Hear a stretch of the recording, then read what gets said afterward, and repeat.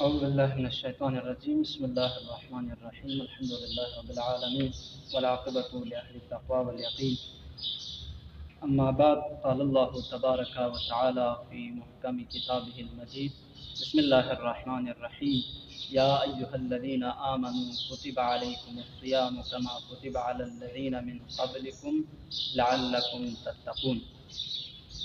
سب سے پہلے میں برادر مہدی زمانی آپ کا انتہائی مشکور و ممنون ہوں۔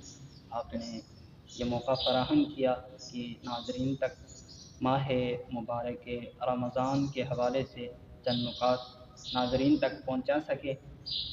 تو عزیزان محترم، آغا زمانی نے بھی اشارہ فرمایا کہ اللہ تبارک و تعالیٰ نے قرآن مجید میں ارشاد فرمایا کہ یا ایھا الذین آمنو، اے ایمان لانے والو، کتب علیکم الصیام کما کتب علی الذین من قبلکم، جس طرح تم سے پہلے والوں پر روزہ فرض کیا گیا تھا اسی طرح تم پر بھی روزہ واجب کیا گیا ہے، فرض کیا گیا ہے۔ کیوں؟ لعلکم تتقون، تاکہ تم متقی بنو۔ تو واضح ہو گیا اس آیت سے کہ پروردگار عالم نے روزے کا فلسفہ کیا قرار دیا، روزے کا مقصد کیا قرار دیا، روزے کا ہدف کیا قرار دیا۔ واضح طور پر خود پروردگار عالم نے ارشاد فرمایا لعلکم تتقون، تاکہ تم متقی بنو۔ اب عزیزان محترم، یہاں پر ضروری سمجھتا ہوں کہ تقویٰ سے کیا مراد ہے۔ جیسے کہ آغا زمانی نے بھی اشارہ فرمایا کہ تقویٰ سے مراد امام علی علیہ السلام ارشاد فرماتے ہیں التقویٰ هو الاجتناب، تقویٰ اجتناب کا نام ہے۔ اب اجتناب سے کیا مطلب ہے؟ یعنی ہر اس کام سے پرہیز کرنا جو اللہ نے حرام کرا دیا ہے، اللہ نے منع فرمایا ہے۔ تقویٰ کا نام ہر فعل حرام سے بچے رہے، یہ تقویٰ ہے۔ اور ماہ مبارک رمضان بھی اللہ تبارک و تعالیٰ نے اسی لیے ہمیں یہ ماہ مبارک کا امت کے لیے، امت محمدی کے لیے انتخاب کیا تاکہ وہ اپنے نفس کو پاک کرے، اپنے نفس کو بچا کے رکھے برائیوں سے۔ تو یہ در حقیقت ماہ مبارک رمضان اللہ کے بندوں کا بندگی کے لیے ٹرین ہونے کا مہینہ ہے۔ یہ تھا پہلا سبب تقویٰ الہی جو کہ آیت کی روشنی میں آپ سامعین تک پہنچایا۔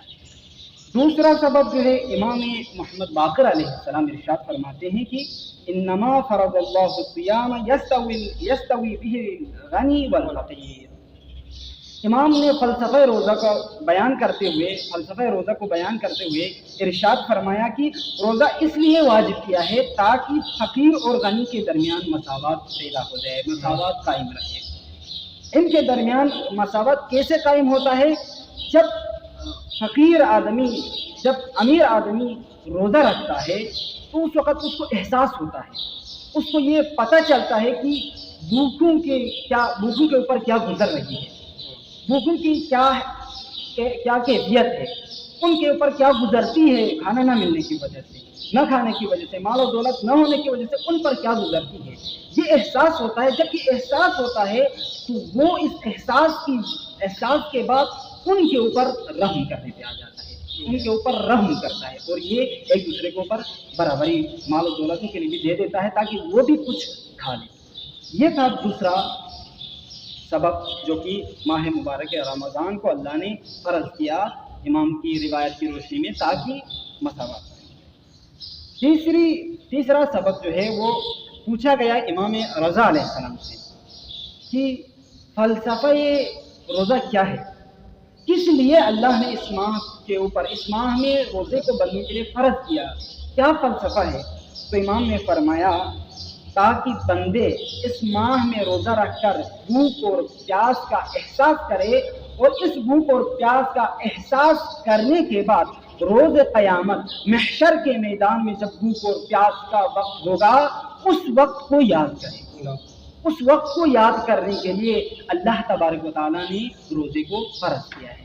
گویا کہ اللہ تبارک و تعالیٰ ہمیں قیامت کے لیے بھی اس ماہ میں آمادہ کر رہا ہے۔ حقیقی روزہ جو کہ مختصر الفاظ میں ایک دو جملے میں کہیں، جو کہ اسی کے اوپر جو ہم نے آیت میں ذکر کیا اسی کے اوپر سارے یہ جو پوائنٹس ہم نے ذکر کیے وہ اسی کے اوپر آ جاتے ہیں تقویٰ کے اندر۔ اور حقیقی روزہ بھی وہی روزہ ہے جو جس کے اندر تقوی ہو، پرہیزگاری ہو۔ اب صرف یہاں پر پرہیز رہنے سے مراد کھانا پینے سے پرہیز مراد نہیں ہے، بلکہ ہر اس کام سے پرہیز کرے جو اللہ نے حرام کرا دیا ہے۔